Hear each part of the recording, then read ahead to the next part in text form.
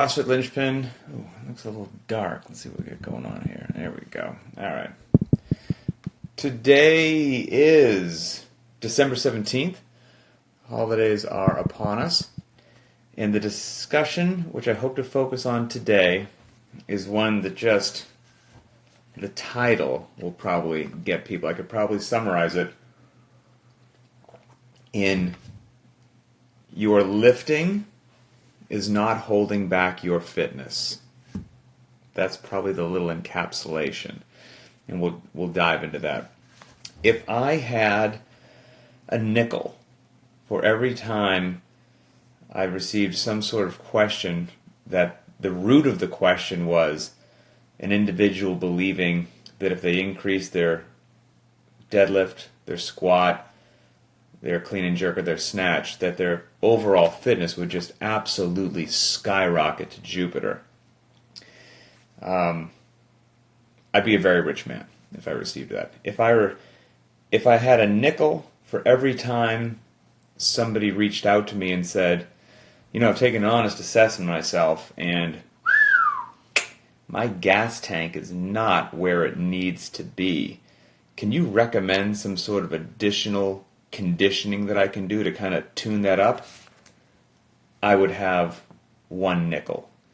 And that's not a joke, actually. Since 2014, of when I started CrossFit Linchpin and started getting random emails and inquiries, I have received one email from somebody asking about how to improve their engine.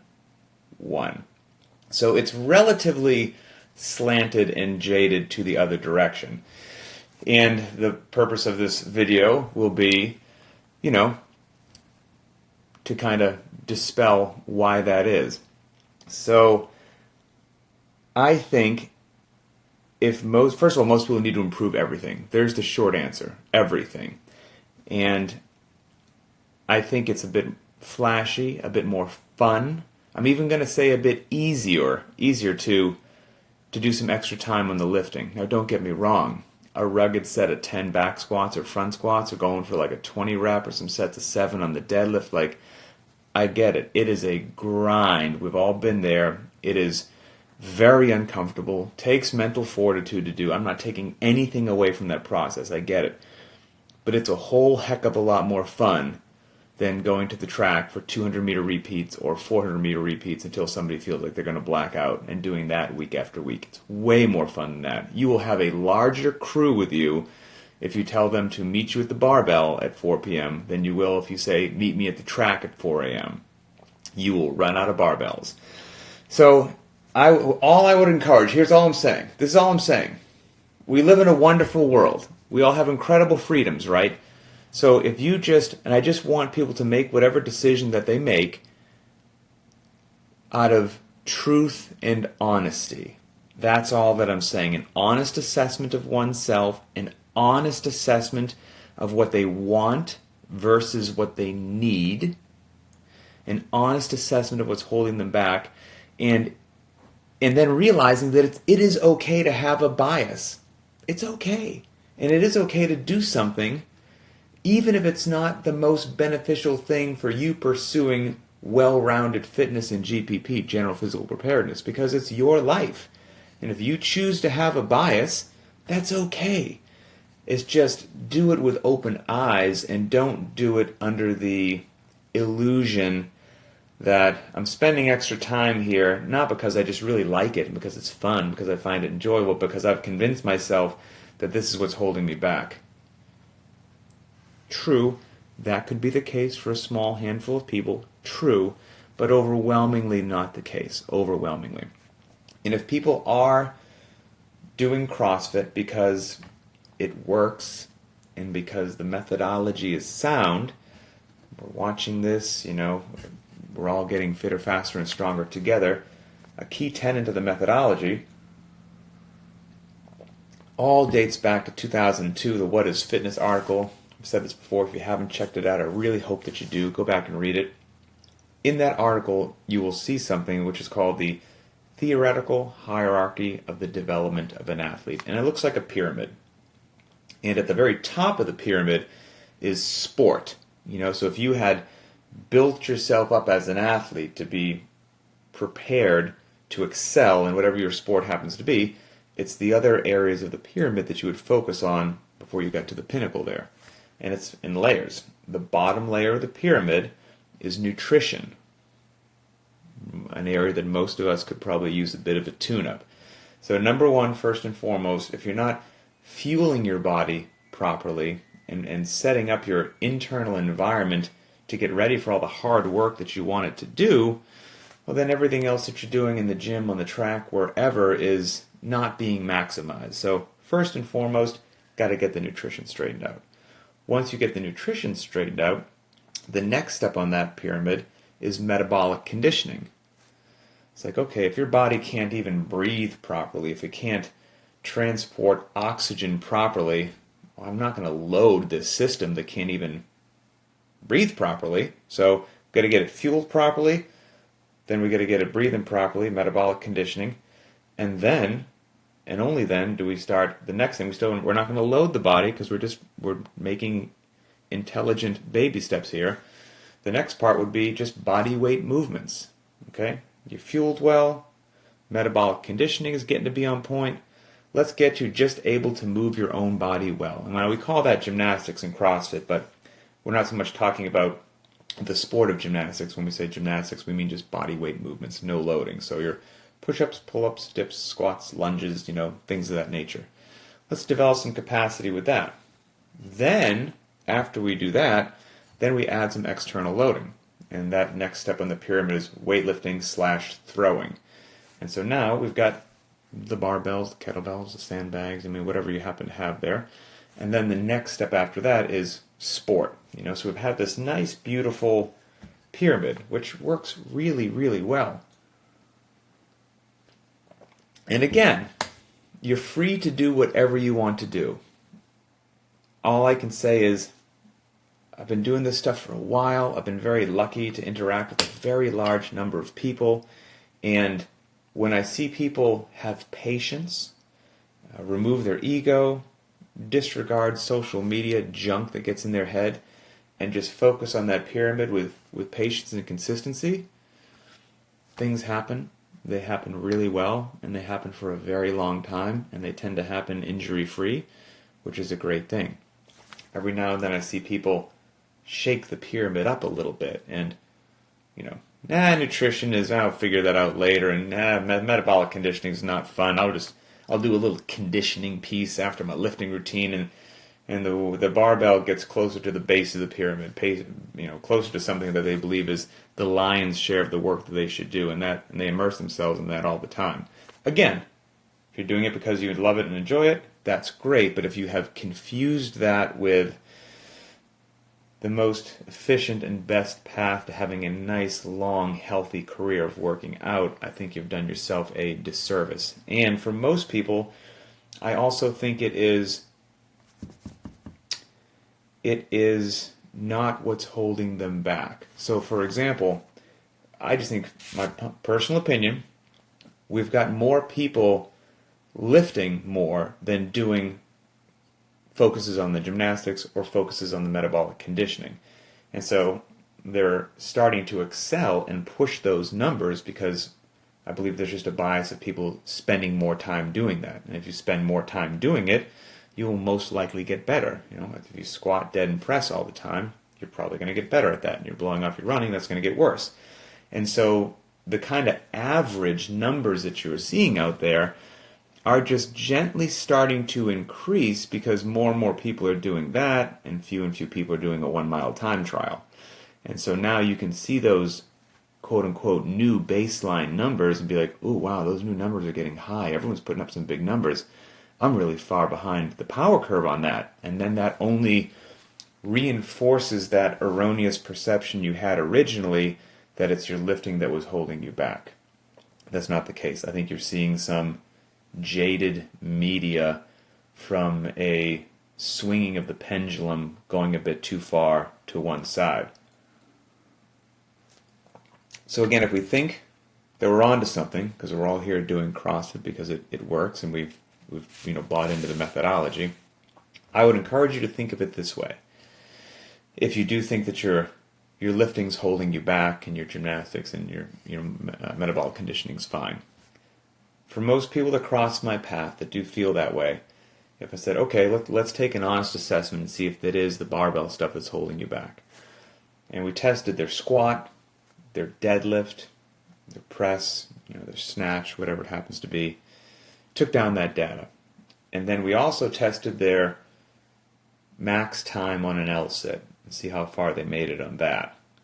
And then we also tested their 1 mile run time trial. And then we tested their 5K run time trial. I just don't see that athlete that when I look at all that data, I say, you know what, you were right. Your 5K run and your 1 mile run are phenomenal. And holy cow, you made that 2-minute L-sit look easy. And I've never seen such buttery, smooth, strict pull-ups in sets of 25. You're right. Your squat and your deadlift are not where they need to be compared to your running and your gymnastics work. You should spend a whole bunch of time on the barbell. That's not what I see. I'm sure those people exist, but they don't really cross my path with any frequency or regularity. What I do see is, for most people, we're normal people. We've all got a bunch of deficiencies, so it's like, yeah, it'd be nice if we bumped up your squat and your deadlift. Sure, yeah, no worries with that. And, yeah, we got a lot of work to do in that 5K. We're pretty far off the mark there. And, the L-sit was kind of nothing to write home about, so we got to do that. And it looks like you've definitely been neglecting your strict pull-ups, so we should bump that in. So as it would turn out, most of the time, the individual needs to work on their weightlifting stuff, their gymnastics stuff, and their metabolic conditioning stuff. It's not usually just one thing. And there is a way to move all of that forward at the same time, and that's through intelligently designed programming. And again, I think the fallacy is that an increase in the squat or the dead just drag everything else forward with it. And again, not the case. And I also think for most people, if they're living under the barbell every day, their knees, their back, and their shoulders, even if they're okay right now, won't be happy with them down the road. So I think there's other aspects of that as well. And here's another way you could potentially look at it. So in the sport of weightlifting, the most technically challenging, complicated thing on the face of the earth that you can do with a barbell is the full snatch. As we say in CrossFit, the squat snatch. It does not get any more complicated than that. Most people watching this video are probably like, yeah, I know, but I wish my snatch was a little heavier. I wish it was a little bit bigger.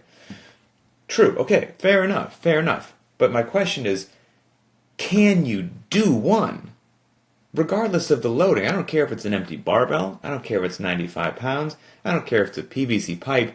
Can you do a full snatch, even if you wish it was better? Do you have the capacity to do the movement? And most people, again, if you can drop the loading enough, will be like, well, yeah, I can snatch, 95 pounds, 115 pounds. I just wish it was more. Okay, cool. But my point is, you can do it. Like, you're in the game. You're in the game. If the box next to it is, can you snatch? Yes or no. You can tick yes. Do you want to improve? Yes. Gotcha. Well, now, and that's the most technically complicated lift in the world, and you can do it. Now, let's go to the world of gymnastics. Now, since the snatch is in the sport of weightlifting, if we talk about the sport of gymnastics, we're not even having a conversation based on reality. There's a good chance that no one here watching this video could even perform the simplest moves of actual gymnastics. So when they ask the questions, can you even do move whatever, you'd be like, no, I can't even do it. I'm not even close. I mean, not even by a mile, I can't even do it. So you currently can do the most complicated thing that weightlifting has to offer. You can do it. You want to improve, but you can do it. In the world of gymnastics, you are a newborn infant with zero capacity. Because in the world of gymnastics, ring muscle-ups aren't even like, you don't bring that up as a challenging move. It's not even a scored movement. That's just how you get on the rings to do something which is actually hard. Pull-ups, then we're not counting those, regardless of the L-sit. I mean, go onto YouTube and type in something like the planche. There's a gymnastics movement which none of us are even close to being able to do. And if there's a 17-step progression, we'll be on step 1 with like our body trembling and sweat pouring down our face, even though there's 16 other steps in the progression. So far away, it's crazy. A press to handstand. There are some CrossFitters that have press to handstands, and my hat's off to you. That's excellent, and that shows some nice dedication and pursuing a well-rounded path and not just having too much focus somewhere else. Pursuing a press to handstand is something that everybody should do for sure. I mean, and then you get into, again, I'm married to a woman who's a full-ride scholarship gymnast to a D1 school. I mean, you talk about actual gymnastics routines, of floor routines, men doing the pommel horse, you got the rings, you've got the uneven bars, you've got the vault. I mean, none of us can even do the most basic out of any of that stuff, and yet everyone, even though they can do the most complicated thing in the world with the barbell, they think that's what's holding them back. So again, I would just say take an honest assessment and realize that probably what most of us need is improvement in all areas.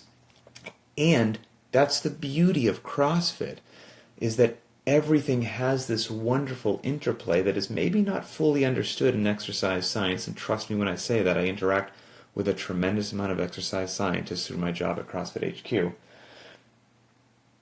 But you working your L-sit, you working your handstands, you working those body weight movements, it's going to translate to capacity in the barbell, and vice versa. What you're going to do in the barbell is going to help the other stuff.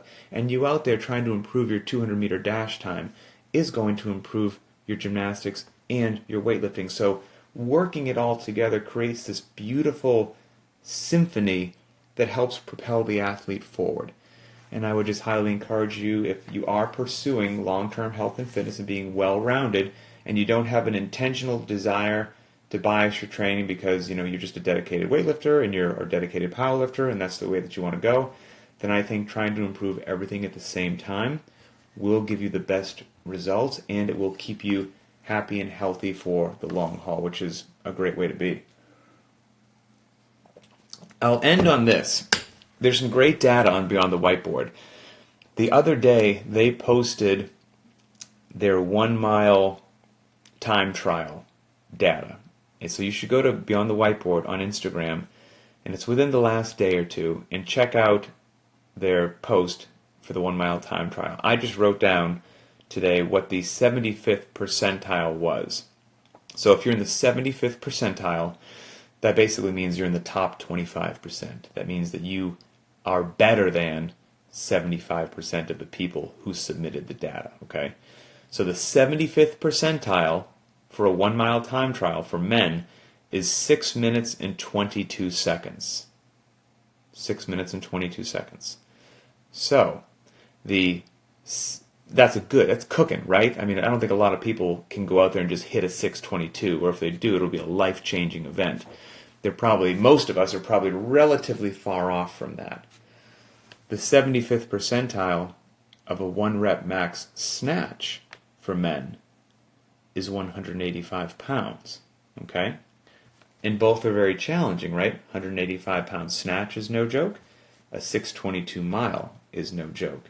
And in the spectrum of this conversation, I feel relatively confident that saying most guys watching this are closer to a 185 snatch than they are to a 6:22 mile, which only gets back to my original point that I don't think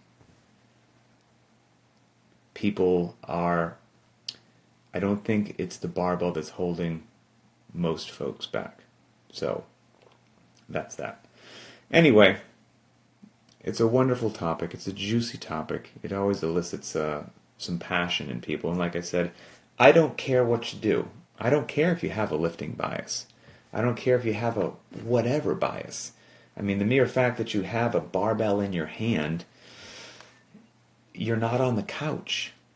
You're out, you're being active, you're doing functional movement, and as long as you're not filling your mouth with junk, you're part of the good guys. You're part of the home team for the big win. It's all good. It really is all good. I just want to make sure I can give as much context and potentially help or information to the people that are just doing CrossFit every day. They're not, crazy CrossFit fanatics like myself that have earned a living studying it for 15 years. Most people just go to the gym, they want to get healthy, they're doing CrossFit, and there are a lot of those folks that just, if they're not getting better, they think that it must be the barbell, that must be what's holding them back. And I just want to offer a different perspective, offer a different point of view, maybe look at it from a different way. And I think most of those people don't need to improve with the barbell. They need to improve everywhere. And there is a way to improve everywhere. It's called CrossFit, and it works. And you just need to hang in there, and you need to be patient, and you need to remove your ego, and you need to scale if it's appropriate for you. And you need to eat good food. You need to get some rest. You need to laugh with your buddies. Give some high fives. And everything's going to be good, right? We're just working out. We're just working out. So that's it. Let me see if I missed anything.